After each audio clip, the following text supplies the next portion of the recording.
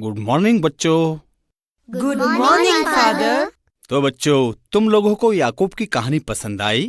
हाँ। हाँ, मुझे खुशी हुई तुमको पसंद आई। किसी को कुछ पूछना है? फादर, मुझे पूछना है। हाँ लूसी। फादर, याकूब का आशीर्वाद कैसे मिला?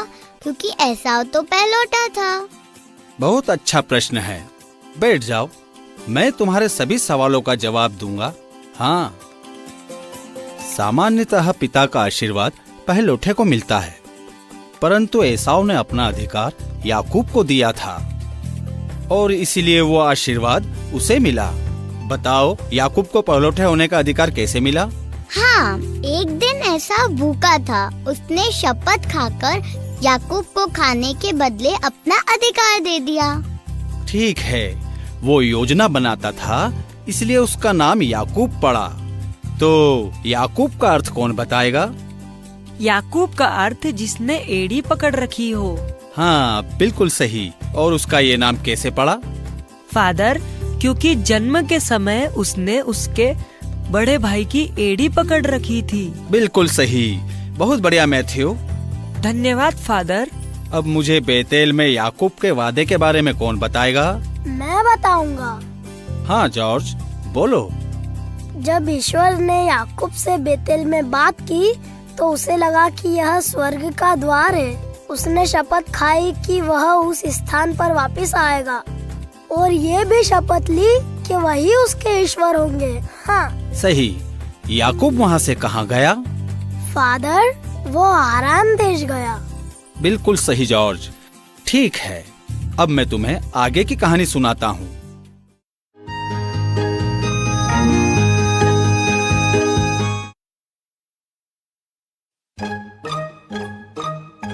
अरे छोटे बच्चे, तुम इधर लो, थोड़ी घास खाओ। अच्छा, तो तुम भूखे नहीं हो?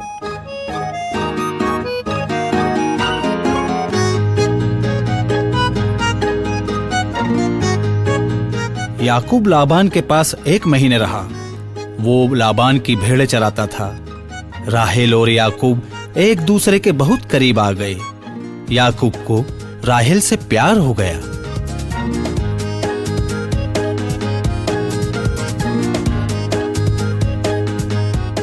मैं तुम्हारे लिए पानी लाई हूँ। ओह, तो तुम क्यों लाई हो? तुम्हें पानी नहीं पीना है? हाँ, मेरा मतलब धन्यवाद। तो लो ना। तुम्हारे पिता ने तुम्हें यहाँ आते हुए तो नहीं देखा? मुझे पिताजी मिले थे। वे जल्दी ही यहाँ आने वाले हैं। परंतु वो यहाँ इस समय नहीं आते। उन्होंने तुम्हें क्या कहा? मुझे नहीं पता। वे यहाँ आ रहे हैं, तुम खुद ही पूछ लेना। अरे याकूब। हाँ जी।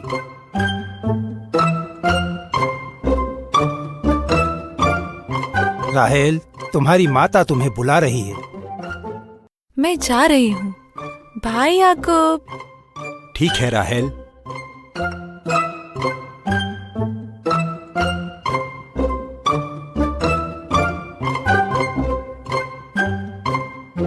याकूब, बैठो, मुझे तुमसे कुछ बातें करनी है। क्या बात है?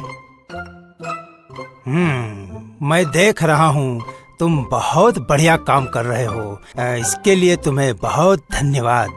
ओह, ठीक है जी। नहीं याकूब, मैं तुम्हारी मेहनत की बहुत कदर करता हूँ, परंतु तुम मेरे भांजे हो, इसलिए बिना पैसे लिए काम मत करो। मैं तुम्हें पैसे देने को तैयार हूँ। नहीं अंकल, मैं आपसे पैसे नहीं ले सकता। ओह याकूब, हम ऐसा नहीं कर सकते। हम तुम्हें कुछ न कुछ तो देंगे, जरूर देंगे। मैं सोचता हूँ मुझे कुछ और चाहिए। क्या है? हाँ, बताओ। अगर आप मेरी शादी राहेल से करा दें तो मैं 7 सालों के लिए आपकी सेवा करूंगा। ठीक है। मैं तुम्हें राहेल से विवाह करने दूंगा और भी बहुत सी वस्तुएं तुम्हें दूंगा। हाँ।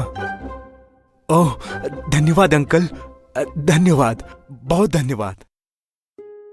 याकूब ने 7 वर्ष तक सेवा की और याकूब की मेहनत के कारण लाबान अमीर हो गया।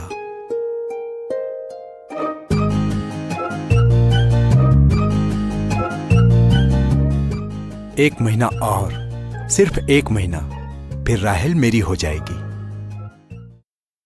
पर लाबान याकूब को धोखा देने की योजना बना रहा था।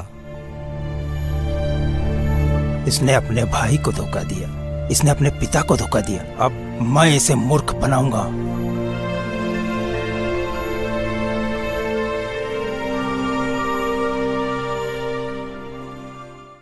और 7 साल बाद याकूब लाबान के पास राहेल से विवाह करने पहुंचा। लाबान ने विवाह उत्सव आयोजित किया। बहुत बढ़िया, थोड़ी और पियो। हाँ हाँ। ओह नहीं, मैं बहुत पी चुका। चलो पी लो, तुम्हारा विवाह है। ठीक है। लो। मुझे तो लगता है इसे और शराब पिलानी होगी। ठीक है।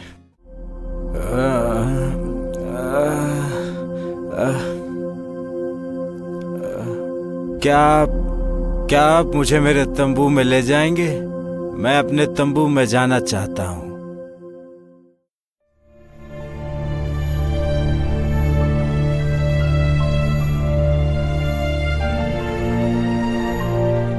जब याकूब ने शराब पी ली तो लाबान उसे तंबू में ले गया।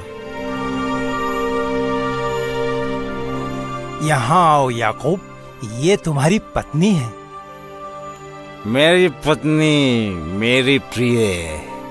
शराब के नशे और रात में तंबू में याकूब स्त्री को पहचान नहीं पाया।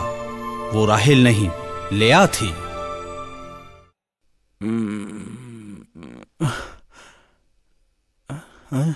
गुड मॉर्निंग प्रिय। Good morning. लिया, तुम यहाँ क्या कर रही हो? राहेल किधर है? क्या तुम्हें याद नहीं, मैं तुम्हारी पत्नी हूँ। नहीं, ऐसा नहीं हो सकता। तुम्हारे पिताजी कहाँ हैं? मेरे साथ धोखा हुआ है। वो अपने तंबू में हैं। गुड मॉर्निंग याकूब।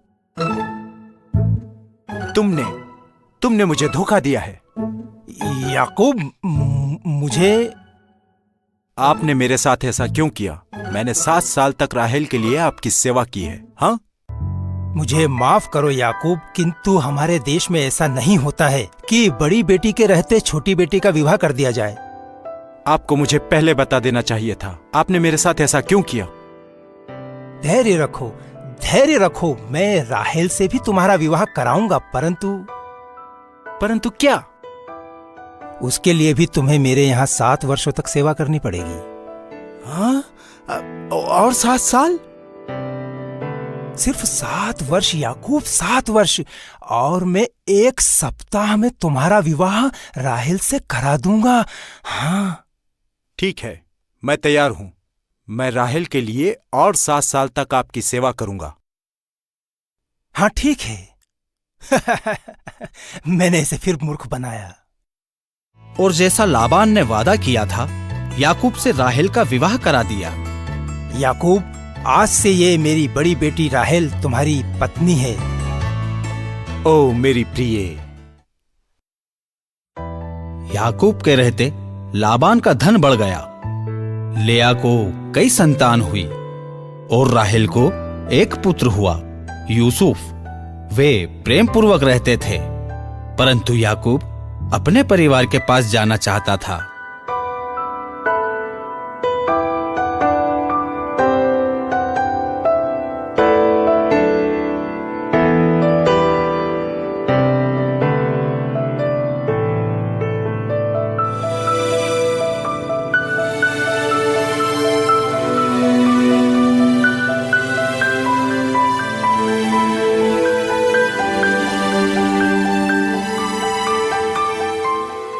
मेरे यूसुफ। पापा, नाना। मैं तुमसे बहुत प्यार करता हूं। तुम बहुत खुश नजर आ रहे हो। मैं खुश क्यों ना हूँ, मेरे पास सुंदर पत्नी है, सुंदर बेटा है। मैं दुनिया में सबसे भाग्यशाली हूँ। लेकिन मैं जानती हूँ तुम अपने परिवार और अपने देश वापस आना चाहते हो। हाँ, मैं अपने घर वापस जाना चाहता हूँ। तो तुम पिताजी से बात क्यों नहीं करते हो? मैं जाता हूँ उनसे बात करने। परंतु कब? ये तो तुम कई दिनों से सोच रहे हो।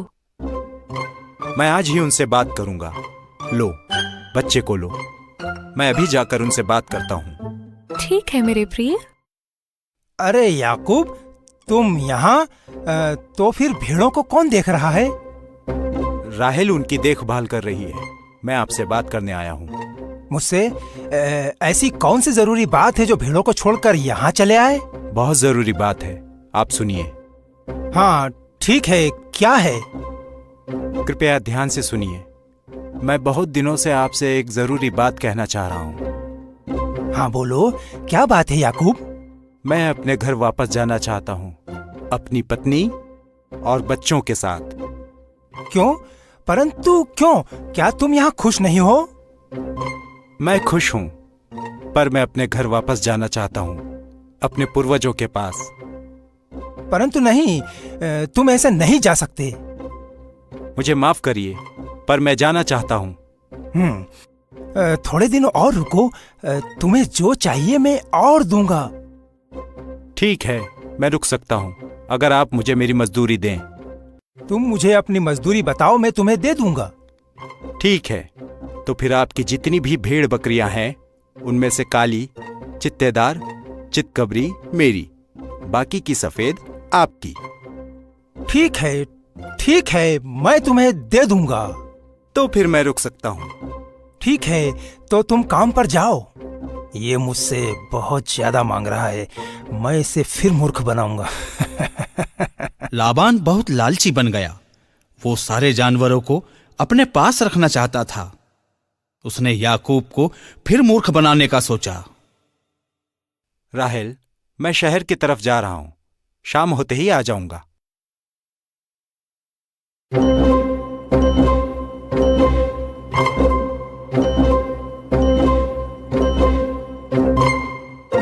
वो गया। आओ मेरे बेटों। हम कहाँ जा रहे हैं पिताजी? हमारे खेत पर। परंतु ये हमारे भी खेत हैं, फिर हम क्यों छुप रहे हैं? क्योंकि याकूब को पता नहीं चलना चाहिए कि हम क्या कर रहे हैं। हम क्या करने जा रहे हैं पिताजी? चुप रहो, मैं जो तुमसे कह रहा हूँ वही करो। माफ करना पिताजी। ऐ तुम काले वाले, इधर आओ। मूर्खों, इधर आओ। सब चित्तीदार, काली और चितकबरी भेड़ों को ले चलो। पिताजी, आप बहुत चतुर हैं। आपने काली और चित्तीदार सभी भेड़ें ले ली हैं। हम याकूब को कुछ भी नहीं देंगे। मूर्खों, मैं याकूब को कुछ नहीं देने वाला, ये सब हमारी हैं। लाबान याकूब को कुछ नहीं देना चाहता था। उसने सारी चित्तीदार भेड़ें और काली भेड़ें अपने पुत्रों को दे दी।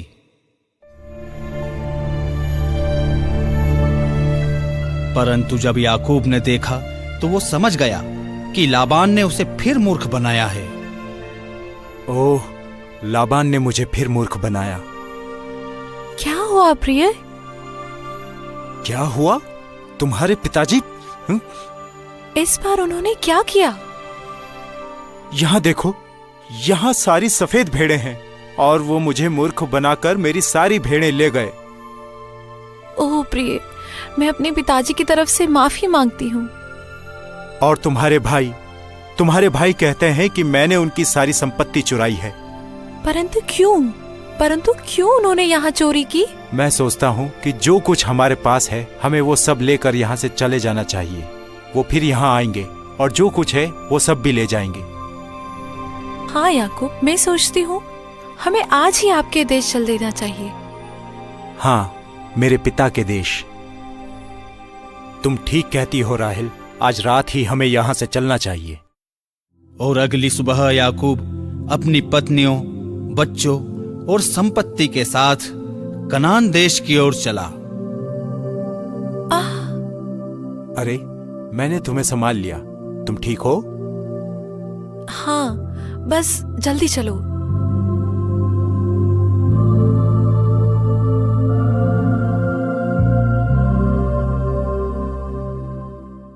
मैं जानता था कि वो धोखेबाज है।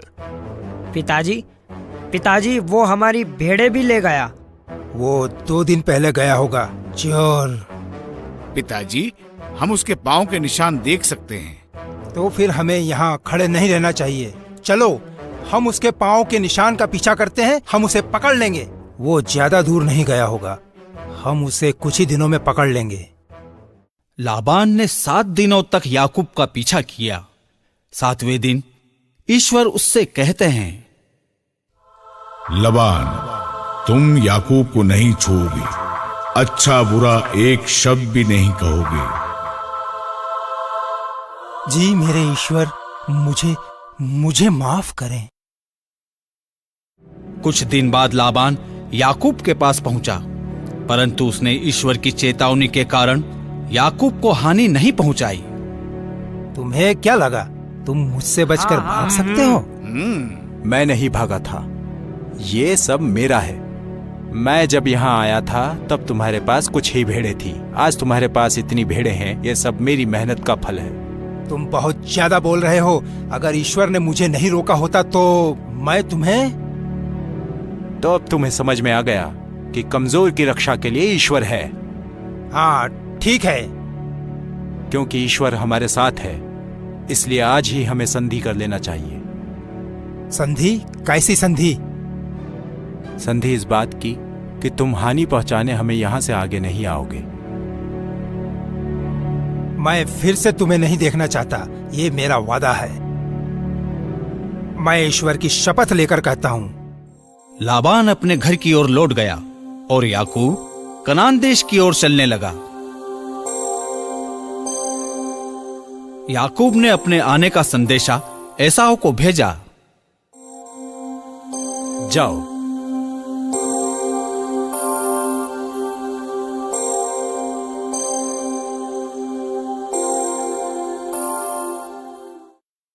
किंतु उसका दूत जब वापस आया तो उसने याकूब को बुरी खबर दी। मालिक, एसाव ने 400 सैनिक भेजे हैं, अब हम क्या करेंगे? हाँ, 400 सैनिक है वहां। हमें काफिले को 2 भागों में बांट देना चाहिए। जी मालिक। आधा परिवार एक काफिले में और दूसरा परिवार दूसरे काफिले में, ताकि हम एसाव के सैनिकों से बच सकें। हाँ, ये बहुत अच्छा विचार है मालिक। ठीक है, जाओ और सबको बता दो। उस रात याकूब ने ईश्वर से प्रार्थना की और उनको हर चीज के लिए धन्यवाद दिया और प्रार्थना की कि वे एसाव को रोकें। हे मेरे ईश्वर, कृपया हमें एसाव से बचाइए। हाँ? आप कौन हैं? तुम्हें नहीं पूछना चाहिए।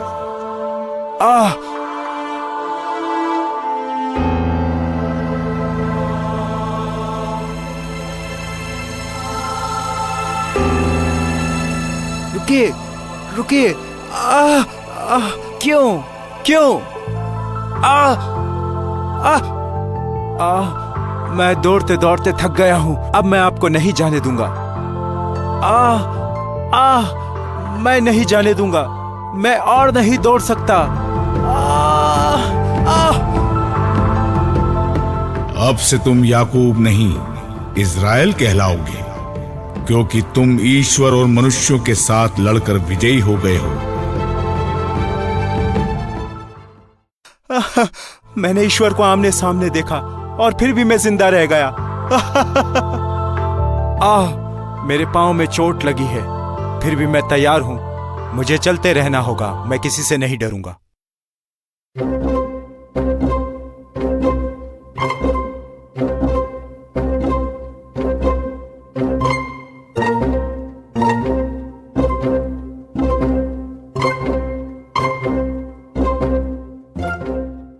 है, डरो मत प्रिय। मैं किसी से नहीं डरती, तुम हो ना।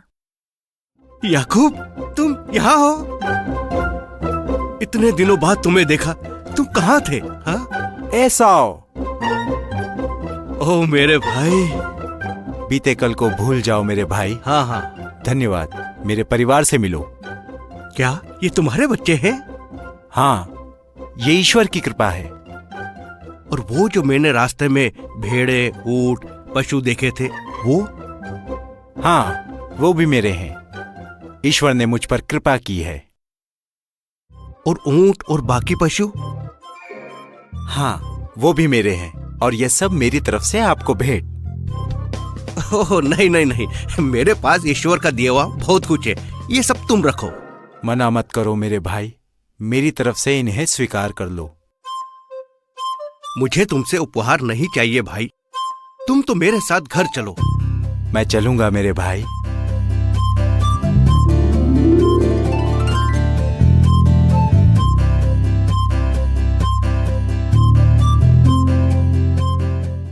इस तरह याकूब कनान देश लौट आया और एसाव के साथ सुख से रहने लगा। फादर, याकूब की कितनी संतान थी? उसके 12 पुत्र और 1 पुत्री हुई। तो बच्चों, तुम्हें कहानी कैसी लगी? हाँ फादर। तो मैं तुमसे कुछ प्रश्न पूछूं? हाँ। जॉर्ज, मुझे इज़राइल शब्द का अर्थ बताओ। इसका अर्थ है फादर, जो ईश्वर और मनुष्यों से लड़कर विजयी हुआ। हाँ सही है, बैठ जाओ। मैथ्यू, एक अंतिम प्रश्न तुम्हारे लिए। हाँ फादर। तुम्हें याकूब की कहानी से क्या संदेश मिलता है? फादर, याकूब की कहानी हमें सिखाती है कि ईश्वर कमजोर की रक्षा करते हैं। बिल्कुल सही, शाबाश मैथ्यू। कल मैं तुम्हें याकूब के बेटे और उसके सपनों की कहानी सुनाऊंगा। तो ठीक है बच्चों, कल मिलेंगे।